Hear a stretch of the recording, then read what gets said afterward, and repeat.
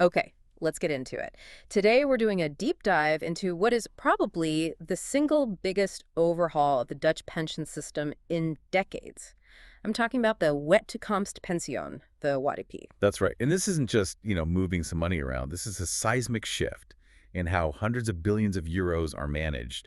And, maybe more importantly, who carries the financial risk. Absolutely. Now, right now, fund boards are completely buried in the technical details of the transition itself. They are. They're focused on the calculations, the data migration, this huge process they call Invaren. Which is that massive project of moving all the existing built-up pension rights into the brand new system. Exactly. But what we want to focus on today is the destination. What does the governance, the whole system of rules for management and oversight, what does that look like after this transition is done?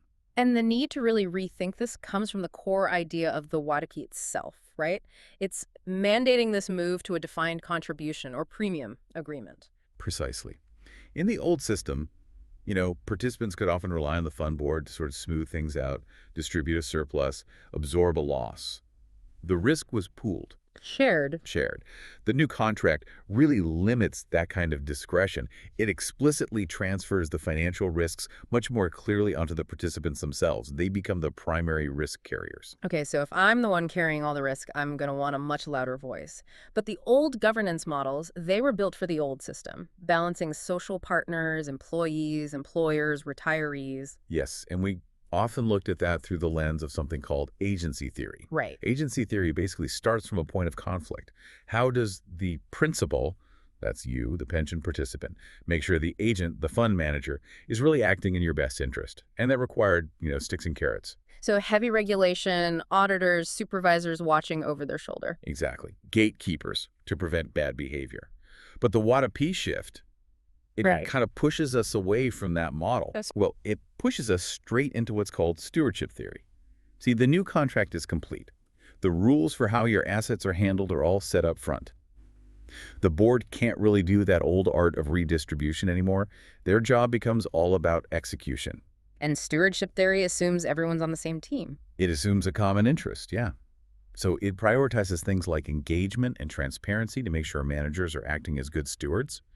The regulatory stick is just less effective when the outcome isn't guaranteed by the fund anymore. So here's the crucial question then. If the financial risk is now clearly on me, the participant, and the fund doesn't have those collective buffers to fall back on, how does that board earn my trust, especially when investment results eventually disappoint? Because they will at some point. That is the absolute core governance challenge post-White EP, anchoring trust. The fund's execution has to be so flawless, so transparent, and so accountable that you trust the process even when your personal returns are negative. So governance has to pivot. It's not just about balancing social power anymore. No, it's about ensuring participant power and influence, especially when it comes to fixing problems.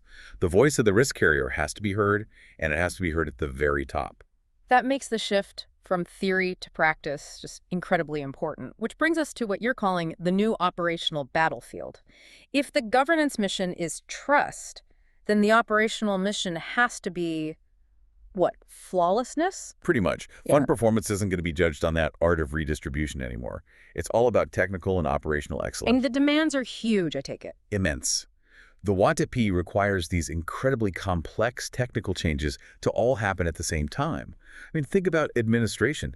A fund might need to administratively separate different contracts. It has to calculate results down to the cohort level. So tracking performance for specific age groups. Yes, and then manage compensation depots. It's like running 50 little pension funds inside one big one. Wow. Okay, that sounds like a complete transformation of the entire back office. It is. It demands what the paper called Logica, which is basically an end-to-end supply chain logic.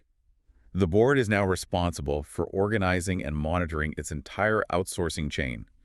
The fiduciary manager, the administrator, the custodian, everything. And the data has to be perfect. The data streams can't have any delays or errors. They need to be permanent, nearly real-time, and processed via straight-through processing, or STP. Straight-through processing. So data moves from A to Z automatically with no human hands touching it, which is great for efficiency, but it puts the entire fund's stability on its digital infrastructure. And that's exactly where the new regulatory pressure is coming in. With DORA, the Digital Operational Resilience Act, Right. This is an EU regulation. It kicks in January 2025, and it's not just some IT checklist. It imposes really strict requirements for digital resilience and operational integrity, and it puts the responsibility squarely on the board. Digitization is no longer an admin task. It is a core governance concern. So every single fund director now needs to be digitally literate and capable of real oversight. But what about the other side of execution? Participant support. How does the WADA-P change the fund's Zorgplate, their duty of care? It increases it dramatically. The need for what we call choice guidance, real financial planning help, is going way up because you, the participant, have more critical decisions to make. But that creates a huge problem, doesn't it? It does, because optimal advice requires integrating your pension data with everything else in your financial life, your house, your savings, your future earnings potential. Right, because a pension decision made in a vacuum is almost never the best financial decision. Exactly. But the current legal framework makes it very hard for funds to give that holistic view. They're siloed. If the WADA-P is really going to work for people, this system has to evolve to allow for that kind of integrated advice. So you have all this compounding pressure, the WADA-P complexity, DORA compliance, better guidance. Does this force funds to just push all that complexity onto their external administrators, or do they have to pull control back in-house? The research points very strongly toward more internal control. To manage that whole supply chain, that Keaton Logica, funds need more in-house expertise. They need to do some partial restaffing. So they need to be the conductor of the orchestra, not just paying the bills. That's a perfect way to put it. This isn't about going back to the giant in-house teams of the past, but it does mean getting real expertise at the top.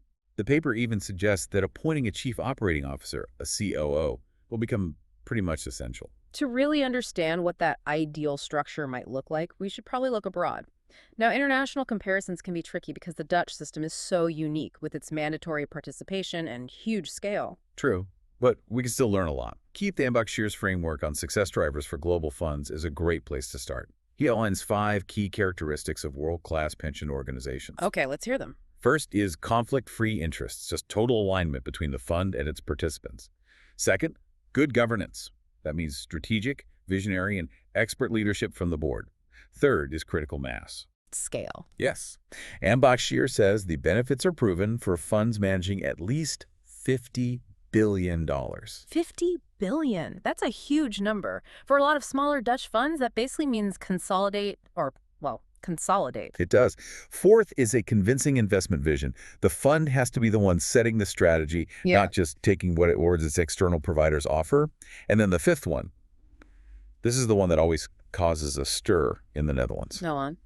Market rate compensation. He argues that to get the top talent, you need to manage all this complexity, the best COOs, the best actuaries. You have to pay global market rates. And that really clashes with the traditional nonprofit ethos of Dutch funds, where pay is usually capped. It creates this fascinating tension. Do you stick with the ethos and maybe limit your talent pool? Or do you pay up to ensure the best possible execution for the people actually carrying the risk? It shows the gap we have to cross. If you look at the World Bank's maturity model, which has 4 stages, the goal is stage 4, a mature, sophisticated entity. And what does that gold standard stage 4 look like? Stage 4 funds have fully independent governance, professional boards, and highly diversified investments that are often managed in-house to cut costs and increase control. They have modern tech, and, crucially, they can attract and retain top global talent. So where do Dutch funds land on that scale, on average? We kind of balance between stage 2 and stage 3. And the 2 weakest areas, the ones most in need of reinforcement, are explicitly governance and people and organization. Because of our reliance on outsourcing. Our heavy dependence on external providers, the PUOs, often just adds cost, complexity, and potential conflicts of interest. To get to stage 4, where you have that internal control, we have to seriously strengthen the fund's own organization and its board. Okay, so the WADA-P demands flawless execution, and international benchmarks show our weak spots are internal control and people. This leads us to the big proposal. How do we actually build this new governance structure? What are the guiding principles? We need principles that speak directly to this new reality of participant risk. The paper lays out 6 of them. Let's start with transparency and autonomy. First, transparency. The governance model has to be effective and easy to understand, not like the 5 complex models we have now. Okay. Second, the fund as an institute. The fund has its own rights and duties that go beyond just executing what the social partners agreed to. Its first duty is to its participants. And the next principles get right to the heart of the board's duty to the risk carriers, I assume. Absolutely. Third is trust. That requires constant, visible accountability and strong self-correcting mechanisms. Fourth is loyalty and carefulness. That's the fiduciary duty, the prudent person rule. The participant's interest must always, always come first. And fifth? Fifth, and this is so critical now, voice for risk carriers. Since participants bear the financial risk, they must have real significant influence over who gets appointed to the board and who gets fired. Which logically leads to the last principle, strong correction mechanisms. You need checks and balances so that internal oversight can step in and fix problems early. Right. And to make those principles a reality, the paper proposes a specific new body, the College of Stakeholders, or CVB. This would replace all the different, sometimes confusing accountability bodies that exist now. It would represent the participants and could also include employers. What actual teeth would this College of Stakeholders have? What powers would make sure it's not just another advisory committee? It would have key advice rights on strategy, but its real power is in the ultimate corrective mechanisms. This includes conditional powers to appoint and dismiss members of both the management and the internal oversight body. And even more critically, They get the right to petition the enterprise chamber for an investigation. This is a judicial inquiry right. It gives the risk carriers a direct, legal, non-political safety net to enforce accountability at the highest level. that really does close the accountability loop. So if that's the oversight body, what about the main fund board itself? What would its composition look like? The proposal takes inspiration from models like the structural regime. It suggests a board made up of multiples of three. You maintain a balance. One-third of the members are nominated by employers, one-third by employees, and this is key, one-third specifically by pension recipients. And the College of Stakeholders, the CVB, would be the one to formally appoint them. That's right. They make the final call on the nominees. And what about that corrective power? Let's say the executive management is failing. Who makes the final call on dismissal? Well, the first line of defense is the internal oversight, the supervisory board. They can suspend executive directors.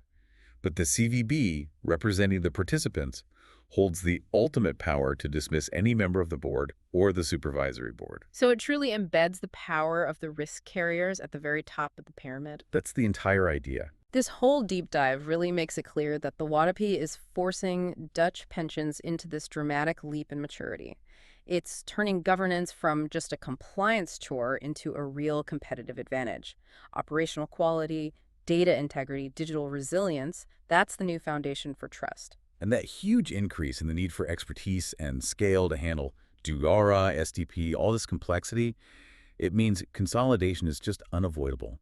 Smaller funds simply won't be able to afford the specialized COOs and expert boards they need to meet these new standards. Which leaves us with a final, provocative thought for you to take away from all this.